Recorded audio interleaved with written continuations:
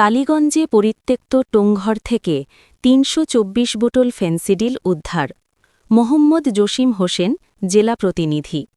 নিজস্ব প্রতিবেদক, ঝিনাইদহ। ঝিনাইদহের কালীগঞ্জ উপজেলায় অভিযান চালিয়ে পরিত্যক্ত একটি টোঙঘর থেকে ৩২৪ বোতল ফেন্সিডিল উদ্ধার করেছে র‍্যাব ৬। শনিবার ১৪ মার্চ রাত আনুমানিক ১০:৩০টার দিকে উপজেলার কাশীপুর গ্রামে এ অভিযান পরিচালনা করা হয়।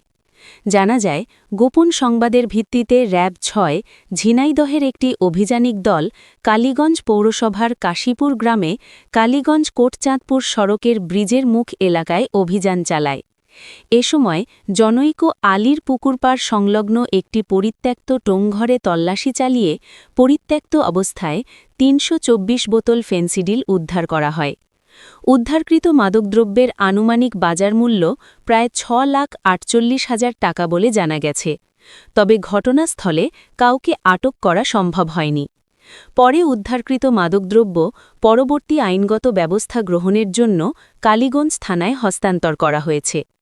এ ঘটনায় আইনগত প্রক্রিয়া চলমান রয়েছে বলে সংশ্লিষ্ট সূত্রে জানা গেছে। বর্তমানে ওই এলাকায় আইনশৃঙ্খলা পরিস্থিতি স্বাভাবিক রয়েছে। নিউজ বাংলা 24